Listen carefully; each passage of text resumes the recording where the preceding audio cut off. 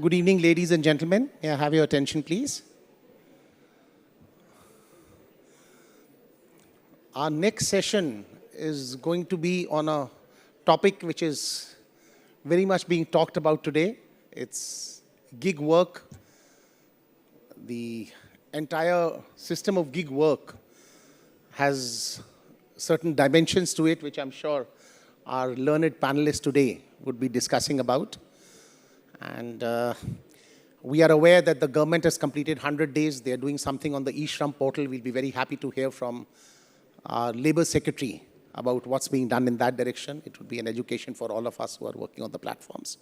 So without further delay, let me welcome Mrs. Sumita Davra, our Labour Secretary, and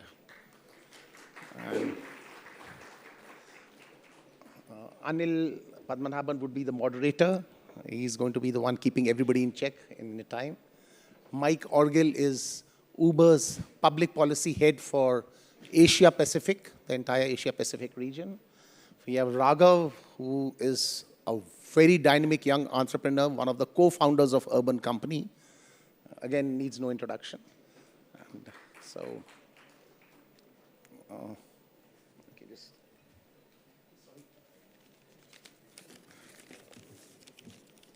and of course, Mr. Sudhir Zucchi is from UL Solutions. He's also another panelist who will be talking about gig economy and gig work. So without much ado, I'd request Mr. Anil Padmanabhan to please start the proceedings. Okay. Yeah, good evening, right now. Yeah, good evening, folks. And thank you, Pafi, for having me here, Madam President. So, and Ajay, of course, an old friend, and when he calls, I come. So thank you for having me, and thank you all, and thank you, ma'am, for being here today. So just before I invite ma'am to speak, just wanted to set a bit of a context on the gig economy. I think Ajay picked me for this session because I myself am part of the gig economy since I decided to quit formal journalism 3 years ago. And since then, you know, one has been trying to find one's feet in the gig economy and realizing from inside that there's a lot of glamour about it, but there's a lot of drudgery too. And it's an interesting journey, but at the least it's made me a time millionaire. So when Ajay calls, I can come. So it's no longer a formal job. So quickly, you know, in the Indian context, I was talking to Mike and Raghav before this, and we were discussing the context, and in India, as you all know, our informal economy is much bigger than the formal economy. Formal is about 10%, and our workforce is about 530 million people plus. So the informal part is where the gig economy is now beginning to play a role. So the gig economy actually falls in between the two. It straddles the formal part and the informal part of being in the job. Like I said, you become a time millionaire, but mine is the more glamorous side, the other people who intersect our lives every day. So it's gradually now the gig economy is moved from the periphery gradually into the mainstream. And we'll hear today on our panel, which we have industry people here as well as ma'am here, who will walk us through the kind of changes that are coming up, especially in creating a new architecture on the gig economy. So without much more ado, ma'am, may I request you to address? Thank you. The forum which brings together policy and thinking. I was looking at the various topics, and the overall theme is India 2030, doubling the economy to $7 trillion. What are the policies, partnerships, and priorities? And I'm glad that as one of the priorities, the organization has included reimagining India's workforce through the gig economy. That in itself is a recognition of the importance of the gig economy in today's world, particularly in India with our large demography and the workforce. It will not surprise you to know that last week when I was in the BRICS ministerial meeting in Sochi in Russia, this was one of the 4 priority areas which were discussed. the platform economy, the gig economy, and there was a declaration which was agreed to by the BRICS plus nations on how do we take this ahead. In the context of our country, as we talk about Viksit Bharat, inclusive development is very important. We talk about investments, we talk about growth, infrastructure, and as we talk about the various growth drivers, the productivity of the labor force is very important for inclusive development. And looking at the overall employment, the labor force in the country today, if we look at the latest RBI's data, the provisional data, which we call the CLEMS, which is the capital, labor, energy, materials, and so on.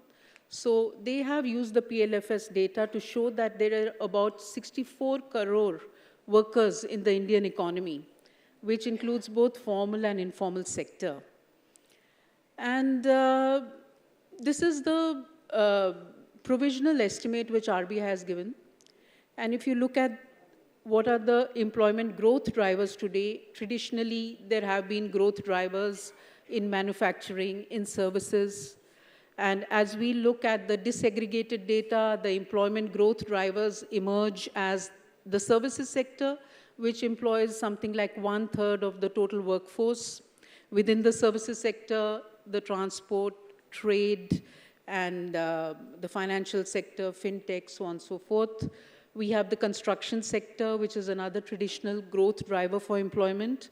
And then we also see, I'm talking of the non-farm sector, then we also see emerging sectors such as the gig and platform workers, and also the workers in the global competence centers, many of which increasingly are gig workers again. So if we look at the estimates of gig workers in particular, platform gig workers, Niti Aayog has put a certain figure, 77 lakh, which we think is going to be probably already 1 crore now. And by 2030, it's going to cross 2.3 crores in the workforce. So in short, this is an emerging important sector of the economy, of the workforce. When we look at Viksit Bharat, inclusive development, we cannot ignore the gig economy, the gig worker, the platform worker being a subset of the gig worker. So, couple of things have happened with the emergence of the gig and platform economy. For brevity, I will use the word gig, which also includes platform workers. One is the professionalization of the blue-collar work, and also the perception of their societal status, and an improvement in the employment opportunities which are available for our demography. We all know that by 2030, the working age population is going to be something like 65% of the total population. So with the kind of employment growth drivers I mentioned, the gig economy emerging as one very important growth driver, and the kind of opportunities it's bringing to the youth, talking about social security for the gig worker is very important. And today we had a very important meeting with the aggregators, and Mr. Raghav Chandra is here, he was also there in the earlier meeting, where we've spoken about extension of social security for the gig worker. What has been happening on the policy front in India for the gig workers? There are some things which are happening internationally. There are certain definitions, and there's a certain definition which India has adopted under the Social Security Code 2020. And within that, we do recognize that the gig economy, the gig relationship of the employer and employee is outside the traditional definitions which we have adopted so far. Yet, this being such a critical part of the job sector, of the economy, we need to make sure that they are taken care of, it's a productive sector, and they get access to social security benefits.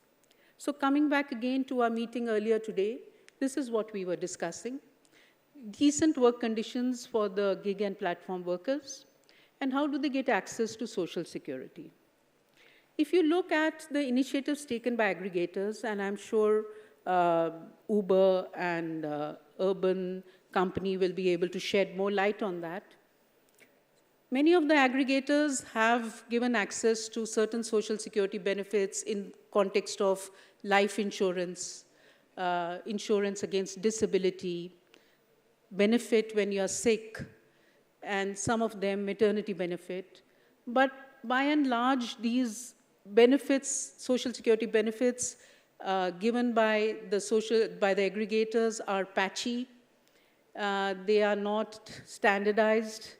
They are not across all the aggregators. They are not homogeneous, and so on and so forth. So we do see gaps. We do see the need for a framework of social security benefits for the gig workers to be put in place. So going back to the Social Security Code 2020, the Social Security Code has defined extension of certain benefits, Social Security benefits, life insurance, health benefit, maternity, so on and so forth for the gig workers. And it is in that context that today the aggregators have, in our meeting earlier today, suggested that we actually have a framework of benefits which might go a little beyond this, so that while there is a certain basic structure to adhere to, which could be prescribed by the government, there could be other benefits which the aggregators could extend. So this is the thinking on policy so far. Partnerships are very important. We are a tripartite ministry. We work with the employers, we work with the trade unions, and it is very important for government to come together with the trade unions, which will be the gig associations in our context today, and also the employers, which are the aggregators. It's very important that we have consensus building and agree broadly on how we go ahead. There are certain provisions in the Social Security Code where we have to set up a social security fund, which would fund the premium of some of these schemes, if not all. So how do we go about it? Which are the social security benefits the gig workers should get? All this has been discussed today. Plus, as we look ahead, one is we need to work together, of course. Very important aspect of working together being data sharing. How do we get verified data on the gig workers? We get it through the aggregators. And it is in that context that our ministry has recently written to all the aggregators to put together the data of the gig workers on a portal and to align it to eShram. eShram is a portal in the Ministry of Labor and Employment where we onboard all workers in the unorganized sector. And we have something like 30 crore workers who have already onboarded on eShram. So now you imagine eShram, and then you imagine all the aggregators connecting to eShram with their database of the gig workers who are working with them. So what happens once these workers connect to eShram? What next? Well, we are developing eShram as a one-stop solution for access to various social security benefits. These could be something like the schemes which Government of India is already running under various ministries.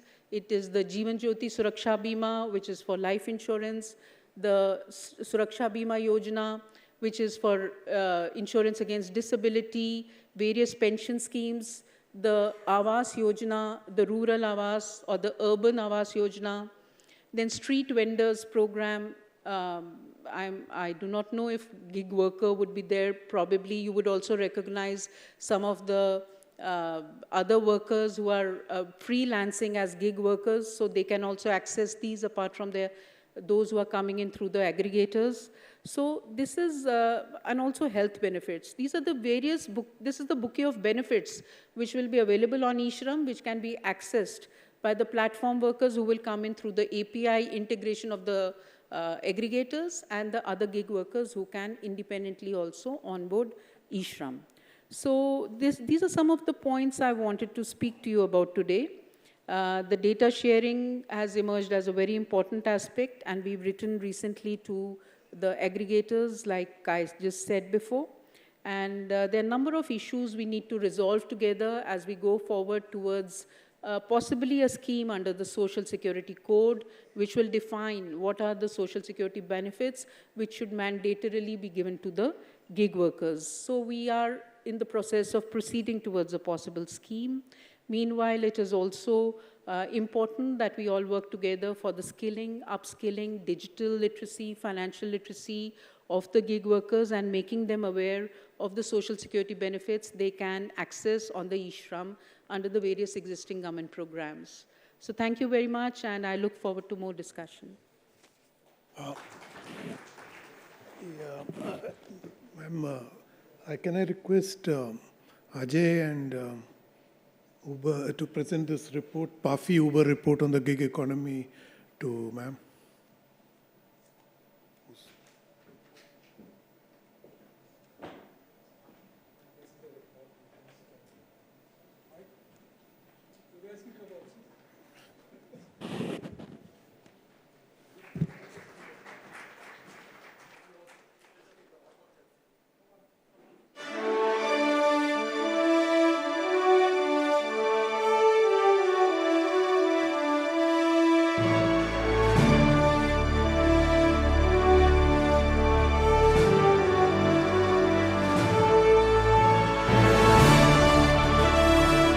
Mention that PAFI is one of the first organizations to set up a gig council, and Sanjay has agreed to chair it, and we are very thankful to Sanjay. Thank you so much. Over to you, Anil. Thank you, Ajay. And now we move over to the second part of our conversation. If I may, we'll go. We have two panelists with us. We'll draw you in once they finish. So can I request Mike, can you go first to make a brief address, and after that, Raghav? Well, thank you. It's incredibly exciting to witness the growth of the gig economy here in India. I have responsibility for the work that Uber does in the gig economy around the Asia-Pacific region. And what I'll say is that nowhere is more exciting than India on this front. For a couple of reasons. The first is just the sheer size and scale. When we look at the Uber platform, we're looking at over 1.1 million drivers every single month that are earning on the platform.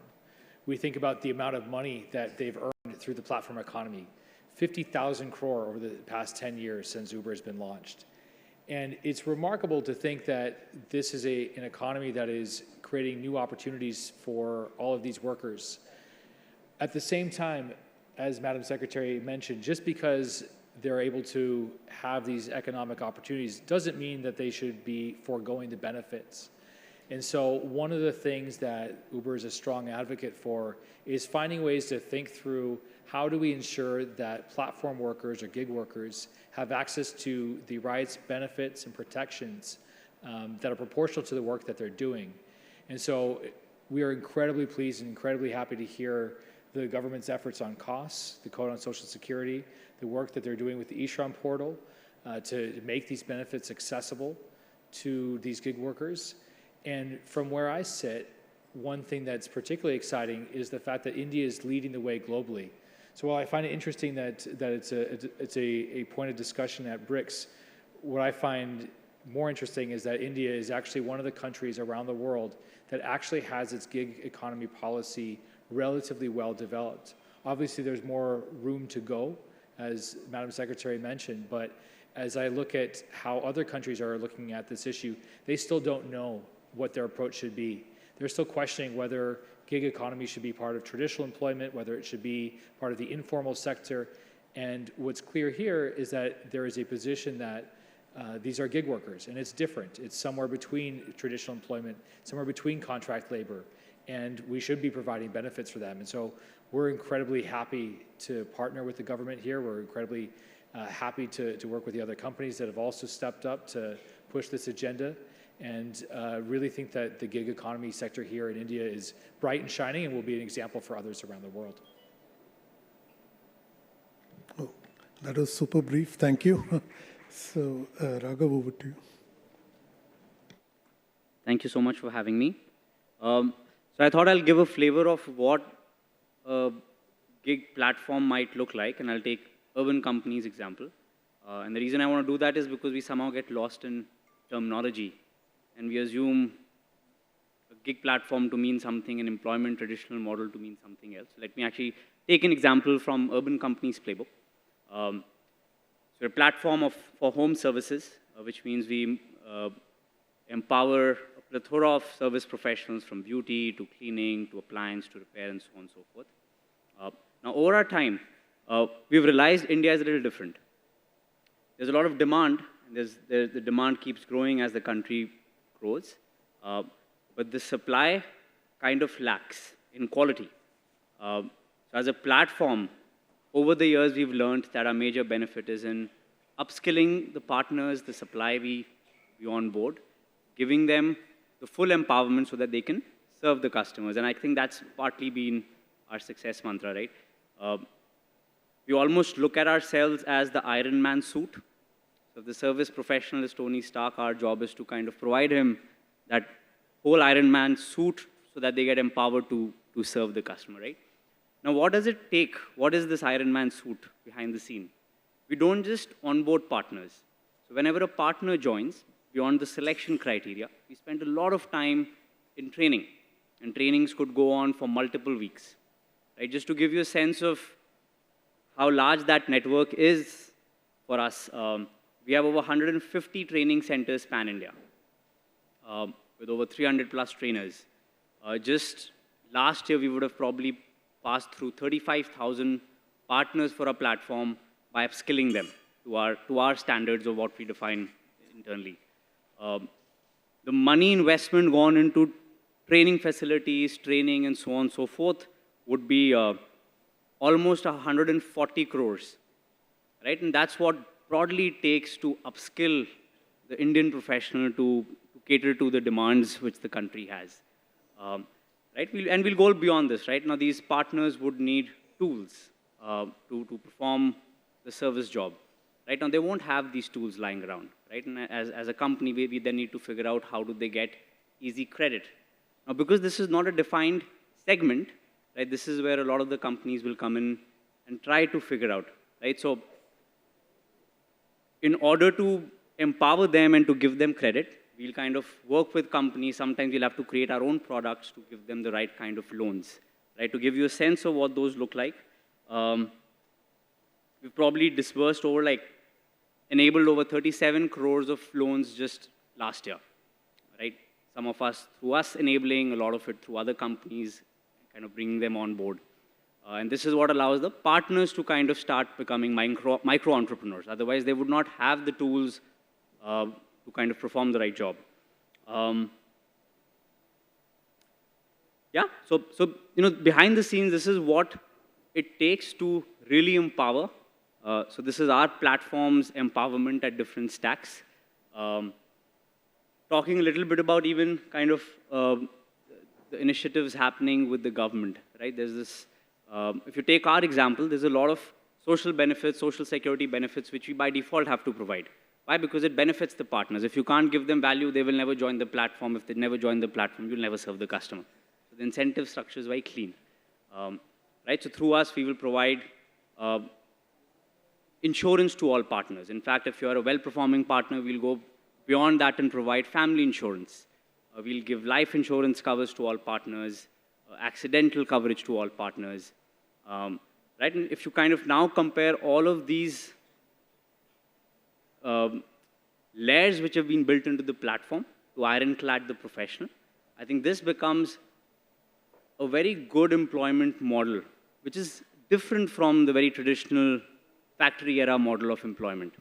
I think this is the essence of what, when we say gig, this is the kind of employment model which it takes to scale this sector.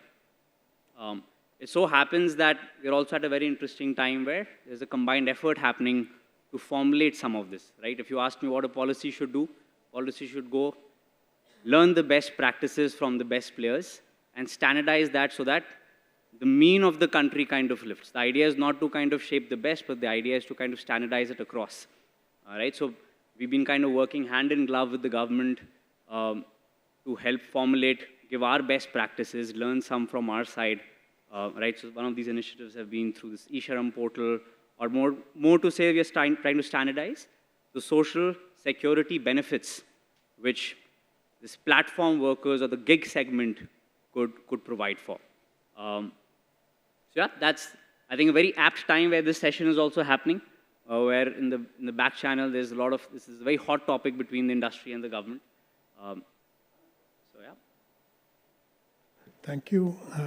Just before I come back to you with questions, I just wanted, Sanjay, if you can just share with us at least 3 takeaways from your report, kind of cheat sheet for everyone before they dive in. I'll share mine takeaway. I was very struck by the point about how gig economy is taking jobs to people in tier 2, tier 3 towns. So, they don't need to be based out of metros like Delhi, Mumbai. And that was, I thought, quite an interesting point. Go ahead. Thank you. Much as I'd like to give my opinion, but I was cautioned by Ajay ji that I'm here supposed to be representing PAFI in a PAFI chair. So the questions on Uber should be passed on to Mr. Mike Orgill.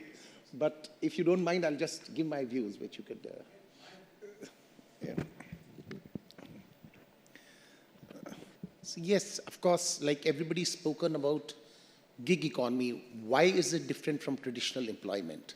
Now, 2 key factors of gig economy is, unlike traditional employment, you can work in the same hour on the same day for competing firms.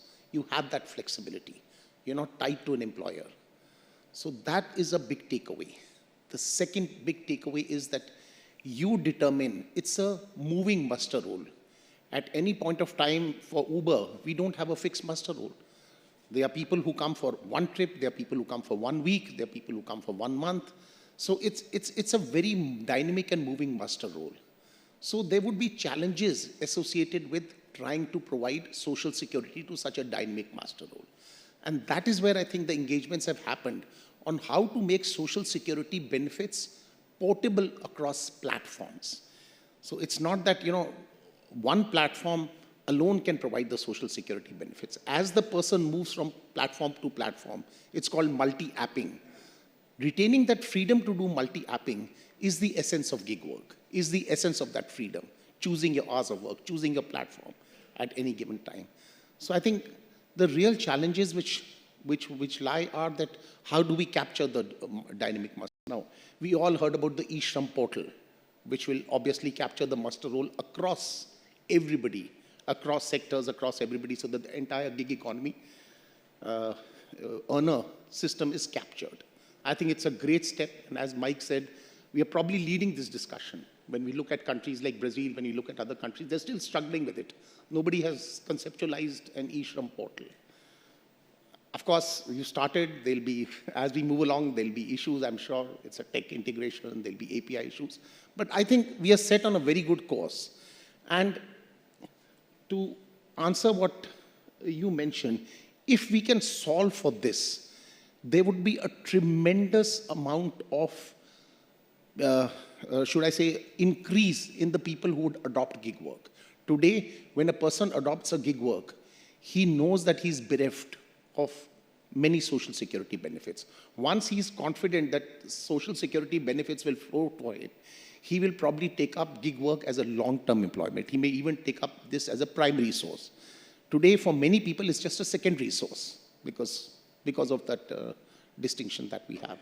So I think gig work is here to stay. Niti Aayog had said that by 2030, we'd have 2.35 crore workers. My personal guess is that we'd reach that figure much sooner, the way the mushroom is, the way the gig work is mushrooming. So those are my views, and thank you, Blakeshin. Mike, would you like to add anything on the report? Or? Maybe just the point about the tier 2 and tier 3 work. If you think about the mobility space, if you're an individual auto driver or even a motorcycle driver, it's very difficult in a smaller town to figure out where the demand is going to be. And the idea is that a platform is able to enable and unlock that kind of work.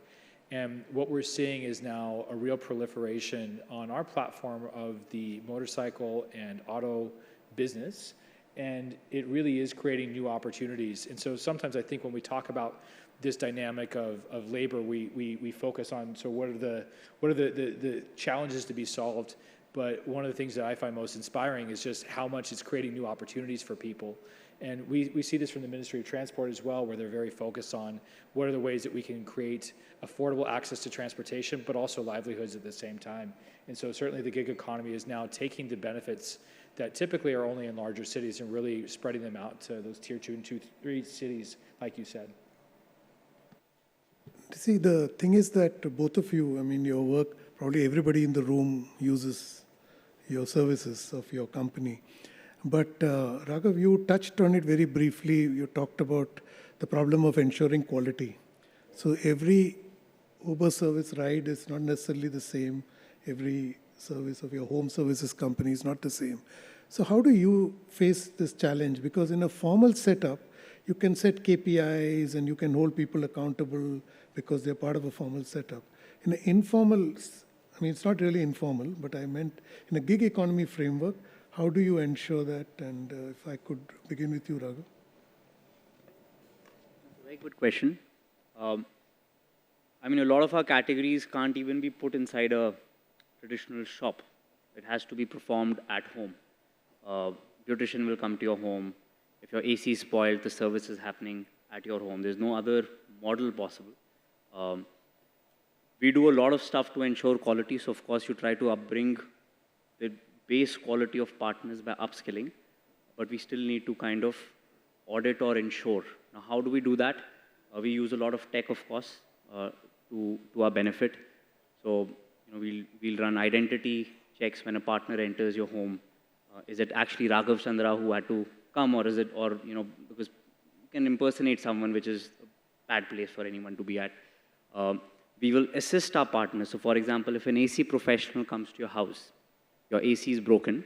Now, AC, like any of these categories, are very messy, right? Someone can easily say this is what is broken. You, as a lay customer, we have no option left but to believe him. And if you don't believe him, you're going to haggle with him on pricing, right? How to solve this? We'll kind of have diagnosis on the app. We'll assist him to check for step A, step B, step C, use a lot of artificial intelligence to kind of read meters. We kind of use this in COVID as well. If someone's coming to your house, if he has temperature, we will take a temperature scan and say, okay, you should not enter the house. So we'll use a lot of assistive technology to make sure the people are doing the right thing. That allows us to also audit. And of course, you'll have the traditional feedback loops of ratings and reviews and a lot of implicit data which will float in to really make sure the person has actually done the right SOP. Service sector is all about following SOPs. Our job is to make it easy to follow and comprehend so that it should not look like a 5,000-page checklist for the partner. But we broadly will do a lot of this to enable the partner on the job and check.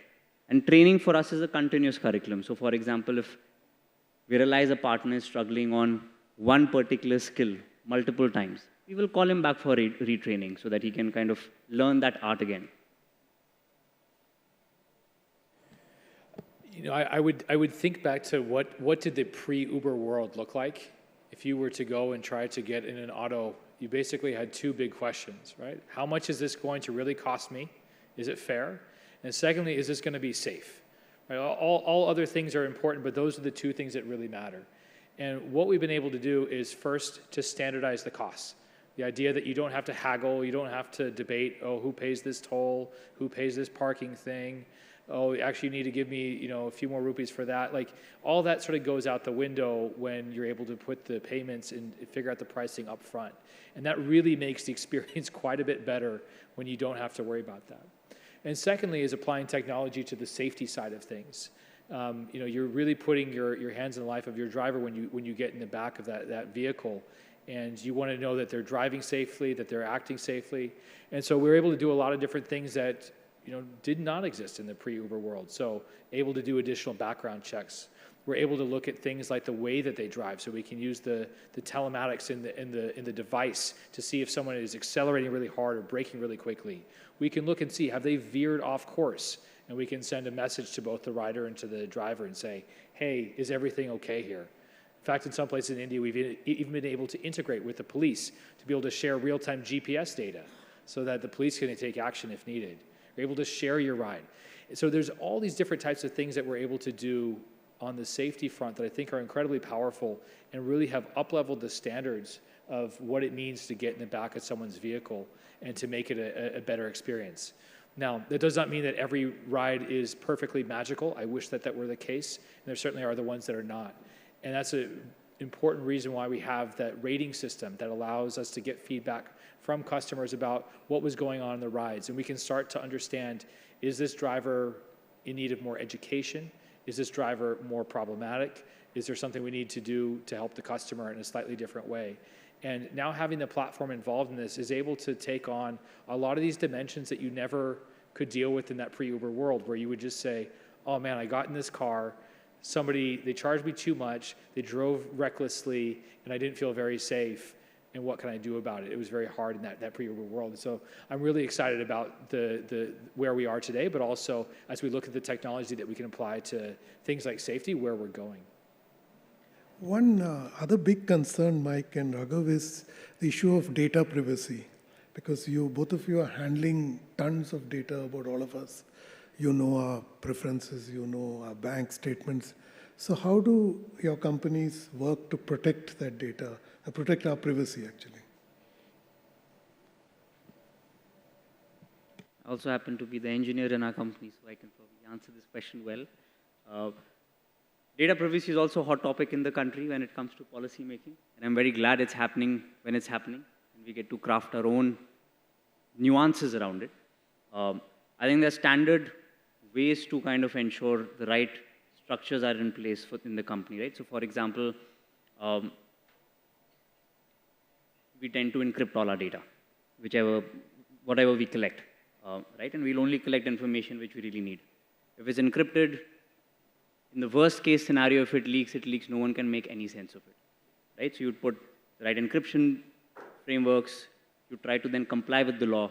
So for example, a lot of regulation, this starts to kind of go into this whole territory of users' data is their data, so if they want it deleted or if they want access to it, I think these are the newer things in this country, which I think are good things.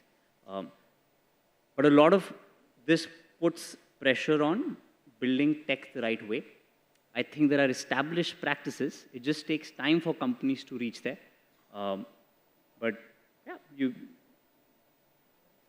Before you respond, just want to add to what Raghav just said. So one, you're assuring us that there are good guardrails within the company. The other is you also need to use that data, because you need to build my profile. So they can offer me different services. So it's a fine line. So it's a broad sword. There is good and there's bad. So how do you manage that tension? I think, to be honest, most of the data we'd be collecting wouldn't necessarily be on the bad side. Like, for example, we wouldn't be collecting financial credit card information and stuff. That's with third-party vendors who are certified to kind of do that. A lot of the data, when you kind of aggregate, gets used to better the platform and the efficiency of the platform. It kind of toes that line and be fairly in the green. I think what will happen over the decade is, as some of these practices get established, that's when I think there'll be sharper verdict on what parts are good, what parts are not so good. But I would say a platform like ours, this general gig economy spectrum, I think it's very nascent and early to kind of put a hard line on some of these things.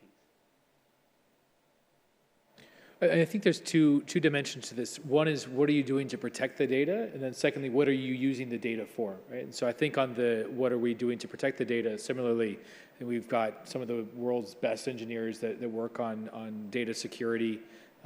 We follow global standards. We have to meet the privacy and security standards that set out, whether here, the EU, or the US. And so we tend to have a pretty high bar for how we think about protecting the user data. And then the second is sort of how do we use that data? I think it's really important for us to use the data in ways that are useful for the customer and not beyond that.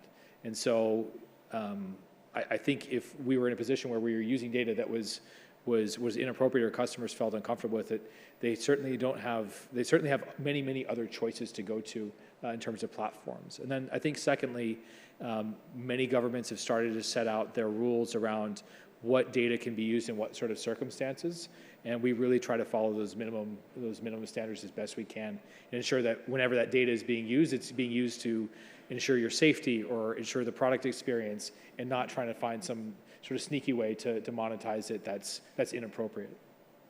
Thank you. Ma'am, if I can come back to you. In the earlier session, Secretary Drinking Water made this very interesting point. She said that when they looked at the scale of providing drinking water connections, the budgets were humongous. She was talking about 3 lakh crore, 5 lakh crore plus. So one challenge was that government departments, she said, were not even used to spending 10,000 crores in a year. Suddenly they had to recalibrate to this new fiscal circumstance. And it took a lot of learning within them. In your case, you are like a front office of the government.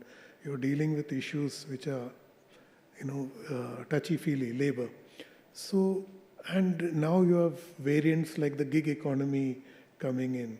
So you did tell us that you had an earlier session with them, and Raghav did mention about, reviewing best cases. So how do you, not the right word, but I can't think of a better word, upskill your own ministry to come to terms with this first-time challenges? There is no playbook on this. So how do you deal with it?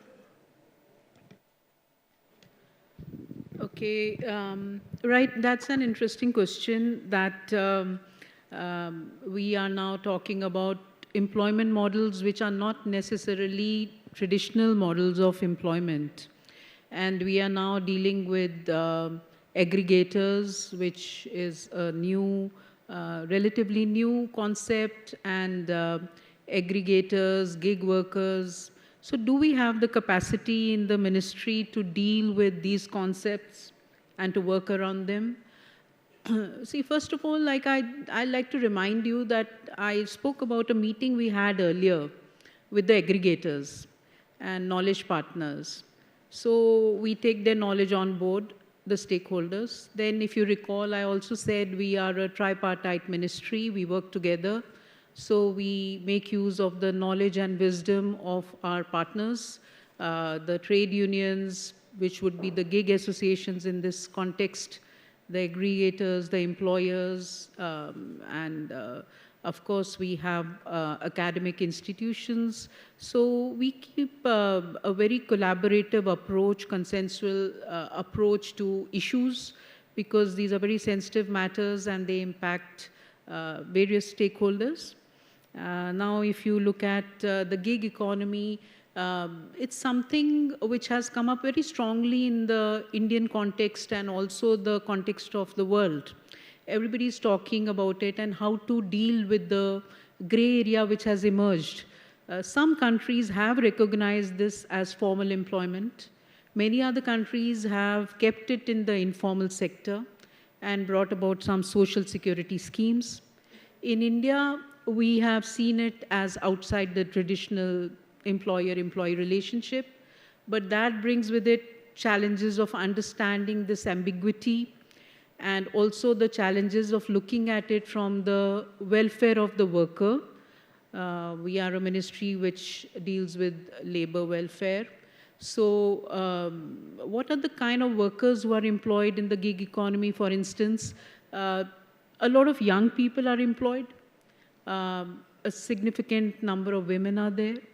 But this is part of the informal economy. Many of them could be freelancing. They could be doing graphic work or some other digital work, could be accountants who give their gig services to maybe a global competency center of a multinational which is based in Bengaluru, but the gig worker is giving a digital service. And then there are the women who could be giving gig work services from home. Then there are the platform workers who are more visible because the aggregator interacts with them and there's an interface with the customers and so on and so forth.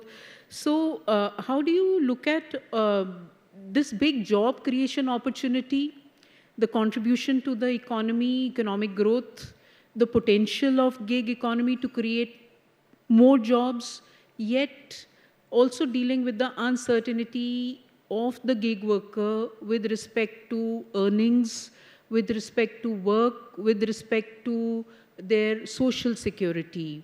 Uh, Whether the worker works from home or works on a platform, issues of health, insurance, family welfare, so on and so forth, are very important. So, if we are able to address this challenge of social security, I think it would be a big contribution to the reimagining of the workforce, as you call the session of the gig economy. And I could see in your report, you've quoted a BCG study that the potential of unlocking the potential of the gig economy involves creating up to 90 million jobs. And today we are saying 23 million by 2030. So with that kind of potential, that kind of opportunity, with India's young demography, what do we have to do? We just have to solve the social security aspect, which we have to do together with the employers. So I think for the ministry to deal with these concepts is not difficult because we operate with a flexible mindset. We are collaborative, open to listening, participating in forums, learning, and so on and so forth. Thank you. Thank you for that, ma'am. I just want a quick follow-up question from you mentioned social security and the young workforce, the need to provide. I want to throw another problem which is coming your way, rather India's way, not specifically you, is that we are talking of the longevity economy now. So already the age, life expectancy has gone up to 70 years, and it's going to grow further. And after a long time, finally in India, women are outliving men, which is the normal global standard. And so you're going to have these challenges emerging about people living longer, so the healthcare. And when I was young, I never thought I'll grow old. But now when I look at the young around me, I know they will grow old in another decade or so. So how do they plan, particularly in the kind of occupational setup we are in? You know, you have a gig economy, we are working on social security. So how do they do their retirement planning, prepare for their winter? So I will speak in the context of labor. If you remember, I gave a figure of 64 crores, 640 million people out there. And something like 10% would be in the formal sector. Their health requirements are taken care of by setups such as the Employee State Insurance Corporation, which is a very good network of giving health benefit. And of course, you have other schemes for unorganized labor. I mentioned a few of them. Ayushman Bharat is very prominent. And to the best of my knowledge, something like 340 million, 34 crore people are already covered under Ayushman Bharat in the unorganized sector. So this apart, we have a strong public health system, which we are all aware of. So apart from this, we have schemes such as the ones I mentioned earlier, like the Suraksha Bima Yojana. Then there are the private insurance. So it is a combination of all this. What does the employer offer? Joining the ESIC, for instance, is 3.25% contribution of your wage by the employer, 0.75 by the employee. It's a contributory scheme, and it's easy to join with lifelong benefit. So there are schemes, and if the employer and the employees are well aware, and we also do our outreach, I think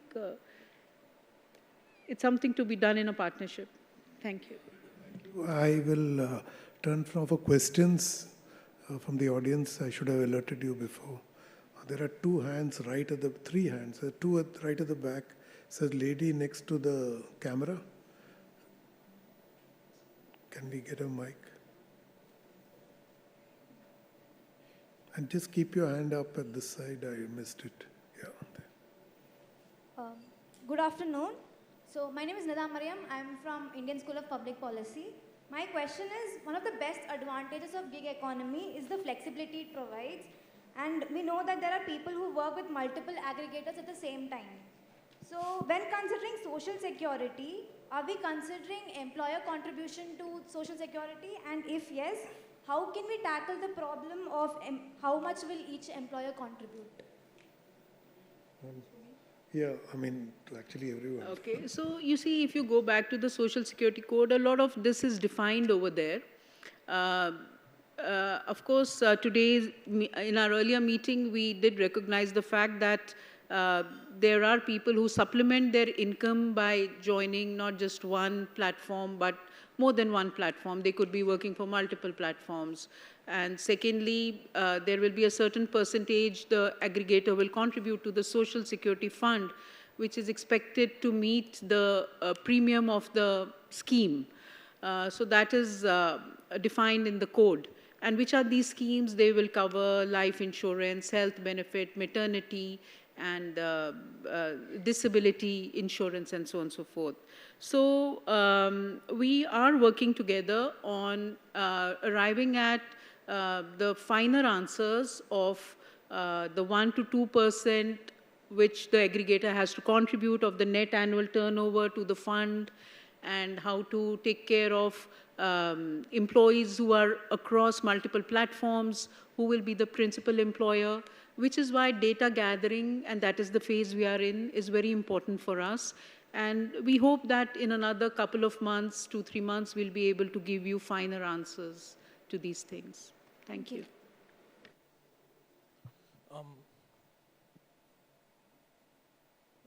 Yeah. Hi, my name is Rajas. I'm a LAMP fellow. My question is for the panel. Given the unique challenges in India's gig economy, such as multiple food delivery drivers sharing a single account, this account limits the social security benefits like insurance to only the platform worker who's registered on that particular platform. How can we as policymakers address these operational issues to ensure that every single gig worker, even the ones who are working but are not registered on the platform, receive fair and comprehensive coverage? Also, additionally, with incentive-based models such as Swiggy's insurance, which gamify access to social security, how can we strike a balance between motivating workers and ensuring that their rights are not compromised? Is this a policy question or is this addressed to the It's a policy question. to ma'am? You see, workers who are not working for a platform are not registered with any particular platform. It's free for them to come on to eShram, which you will recall from the budget announcement, 24-25 budget announcement. And we've done a considerable amount of work there to make it a one-stop shop for access to social security schemes. So that is for the workers who are independent, freelancing. And secondly, your second question being social security?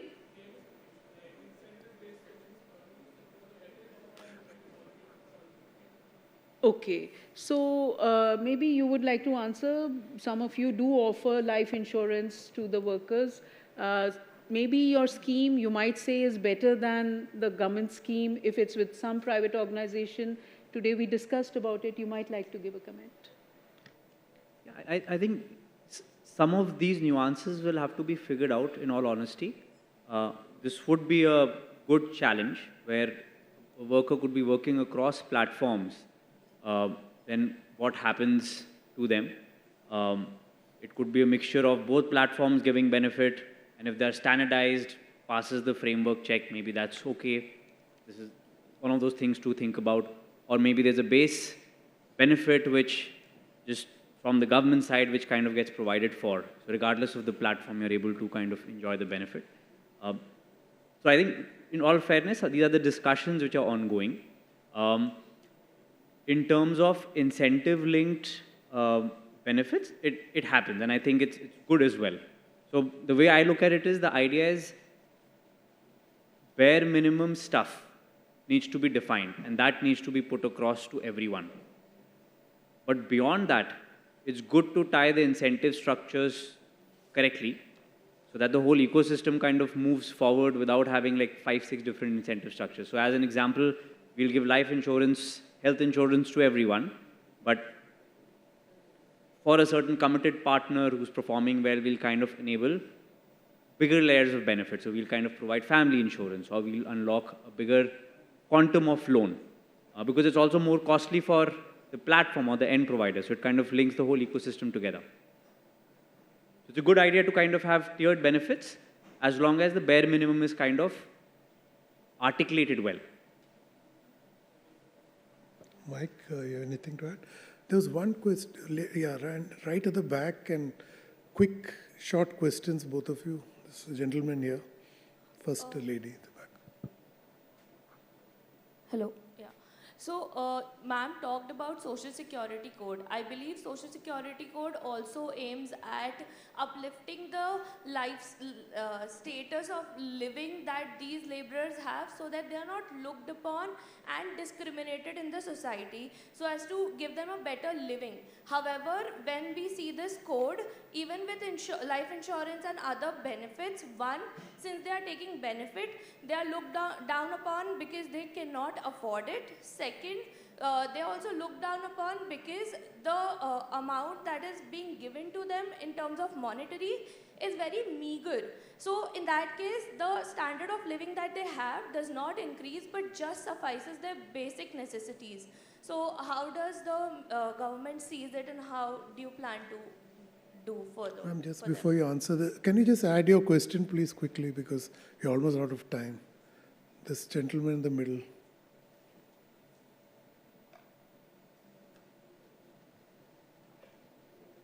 So my name is Amandeep Singh. I'm from ISPP. My question is that in an average setting of a gig worker is working for 12 to 14 hours, which are detrimental to their health in long run. With the formalized sector, we have put in some limits on how much a worker can work for like 8 hours a day or for 50 hours a day. So my question is for ma'am, can there be some implementation of this also to protect the workers' health in the long run? Okay. Yeah, health. Yeah. So ma'am, can you just respond and we'll wind up after. Okay. So on the health, I think we've already spoken quite a bit about the various schemes which are available. The health of the worker, you're talking about the gig economy, right? Yes. You see, it's not, it's also very important that they are given adequate rest facilities. Particularly during the summer, we noticed that some of the aggregators had made some provisions, but a lot more needs to be done to ensure that. And when we talk about working conditions, this is very important, the number of hours of work, and also decent working conditions, which means that no forced labor.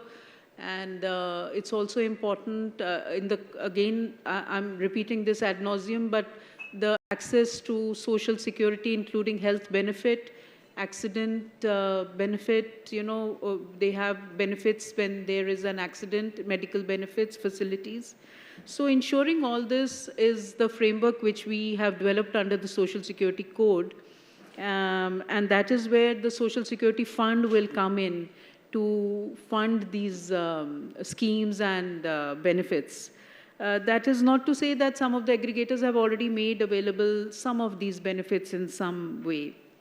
Going to the Social Security Code, affordability, standard of living, I'm not sure what exactly you've asked me, but I would like to remind the audience that India is actually the first country in the world to recognize a definition of the gig and platform worker, and the importance of accessing social security for these workers. So today we also got feedback from our knowledge partners that while many countries are working in this direction, India is doing very well in the thought process and the progress of the schemes we are putting together. Particularly the onboarding onto eShram, which we've started with the aggregators, is a very positive step. So affordability aspect will be taken care by the Social Security Fund. And regarding their standard of living, when we talk about fair remuneration, we have acts and legal provisions in place. So I suppose in that context all these things are being seen. Thank you. Thank you. And on that note, I hand off to Sudhir. Sorry, you're on the last Yeah, second. I know the clock is ticking and Deep is looking at me. First of all, thanks to everyone and Honorable Secretary to you. I just wanted to kind of summarize some positives from the industry, but I know there's a lot of scope of work where we have to work with the government, and I think clear-cut task for PAFI, which I'm going to speak out in a minute.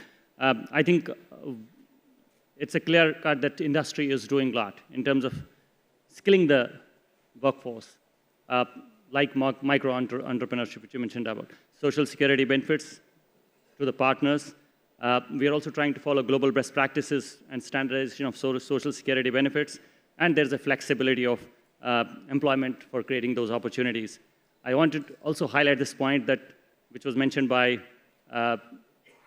Mike from Uber, that India has a good gig economic policy. It's very well developed, but you also highlighted that there's a scope for improvement, and which kind of brings me to the point which Honorable Secretary made, that there are uncertainty, there are certain gray areas, and there are ambiguities itself.